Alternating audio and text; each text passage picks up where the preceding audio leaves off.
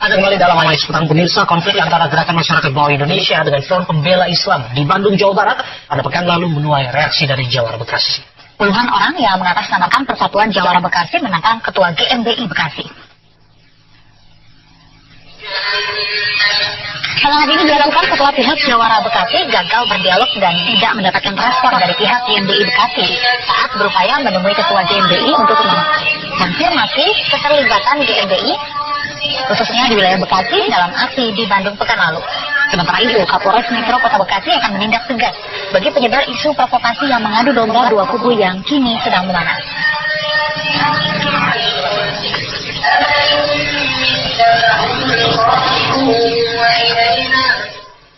Sejumlah organisasi massa dan pemuda berunjuk rasa di depan Gedung Sate Kota Bandung, Jawa Barat untuk menuntut ormas yang kerap anarkistis dibubarkan. Mereka menilai aksi-aksi ormas yang anarkistis dan intoleran telah meresahkan masyarakat.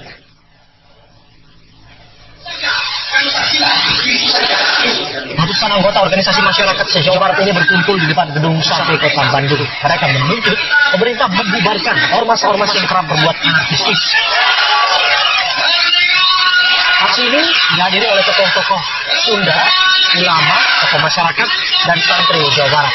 Mereka menilai bentrokan antara ormas yang terjadi di Kamis pekan lalu depan Mapolda Jawa Barat telah meresahkan masyarakat Jawa Barat. Karena itu cukup beralasan jika pemerintah membubarkan ormas-ormas yang kerap berbuat anarkistis.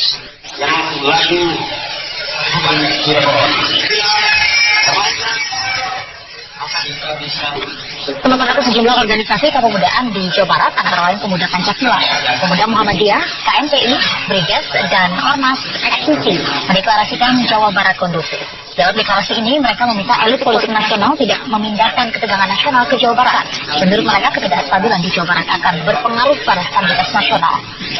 Pada saat itu, para pimpinan organisasi kepemudaan juga meminta Kapolri mengevaluasi seluruh Kapolda di Indonesia, khususnya Jawa Barat, dalam menangani aksi unjuk rasa ormas-ormas anarkistis.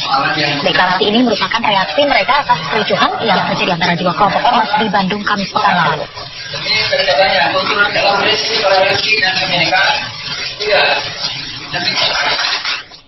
Sementara itu pemirsa, Polda Jawa Barat memastikan akan segera melakukan gelar perkara terkait kasus yang menjerat Rizik Syihab. Sementara itu, Kabid Humas Polda Jawa Barat memastikan status Rizik Syihab hingga hari ini masih saksi terlapor dan belum ditetapkan sebagai tersangka.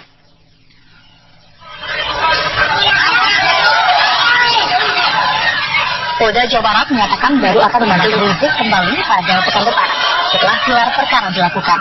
Sementara itu, proses laporan berdasarkan video ceramah Rizik tahun 2009 lalu saat ini memasuki tahap penyidikan dan telah dilaporkan ke Kejaksaan Tinggi Jawa Barat.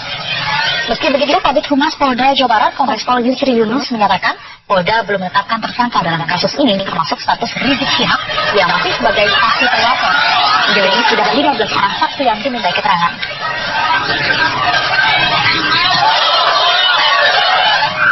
Sampai dengan saat ini Rizik Syihab status masih sebagai saksi. Dari hasil gelar perkara pertama tanggal 17 kemarin sudah kita kirim surat perintah bagi penyidikan di Dasar Tinggi Jawa Barat terhadap terlapor Rizik Syihab. Rencana hari Senin kita melaksanakan gelar perkara. Mudah-mudahan nanti melaksanakan gelar perkara kita disuruh dari hasil kemarin dan kita akan apa selanjutnya. Telah memberikan surat pemberitahuan dimulainya penyidikan sebatas itu. Kalau menyangkut masalah materi silakan tanyakan kepada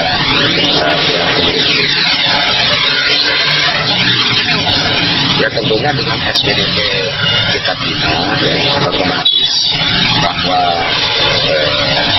kejaksaan itu akan menuntut jaksa untuk mempersiapkan jaksa semua yang nanti akan kita keluarkan surat pengakuan ya seperti itu untuk mengikuti perkembangan kita. Polda Jawa Barat telah menaikkan status kasus dugaan penghinaan Pancasila dan lambang negara dari penyelidikan menjadi penyidikan. Polda Jawa Barat juga akan melakukan gelar perkara dan memanggil kembali Rizik Syihab untuk diperiksa sebagai saksi pada pekan depan.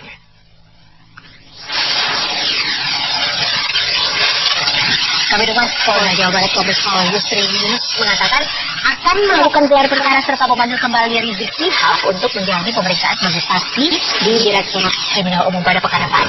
Untuk memperkuat bukti pada pemeriksaan sebelumnya, Polda Jawa Barat juga akan memanggil sejumlah saksi tambahan seperti panitia dan polisi yang ada di lokasi saat ceramah Rizik Syihab berlangsung.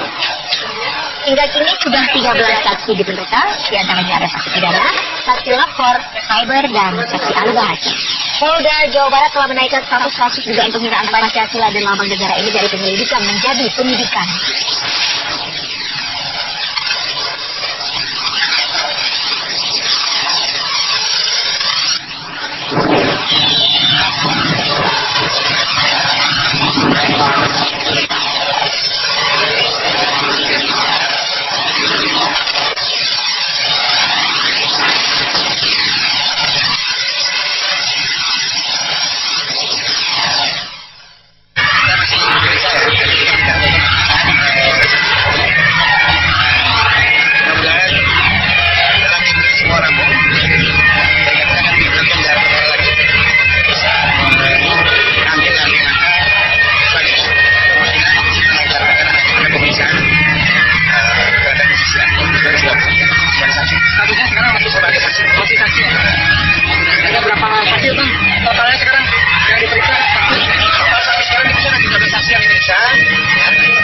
Mudah-mudahan di depan kita lakukan gelar perkara. Apa lagi yang harus kita lakukan? Akan ada pemanggilan kepada pihak saksi. Apa balik?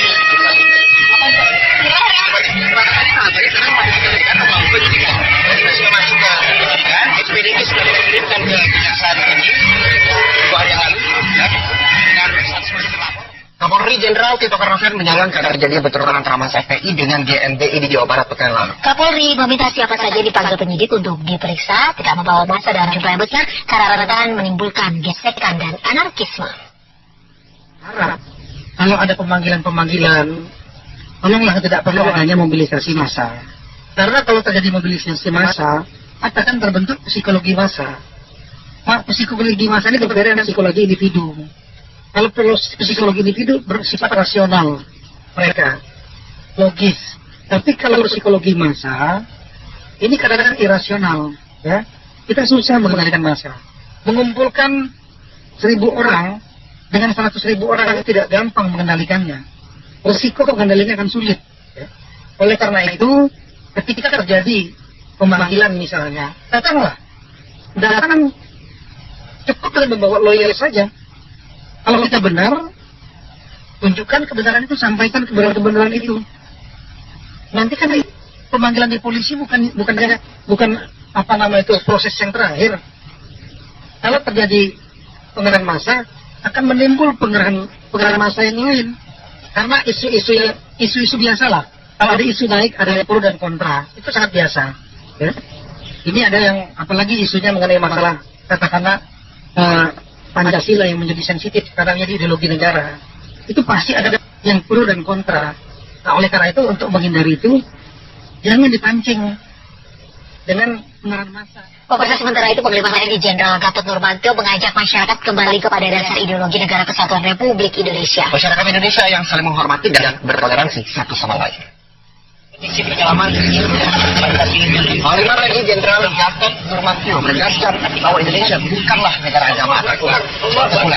Namun begitu masyarakat Indonesia adalah masyarakat yang agamais yang berdasarkan segala sesuatunya atas keyakinan dan ketuhanan. Upaya menyudutkan orang perorangan ataupun kelompok agama karena hanya menimbulkan perpecahan yang tentu sangat kita hindari. Sebagai imam besar yang harus dibayar.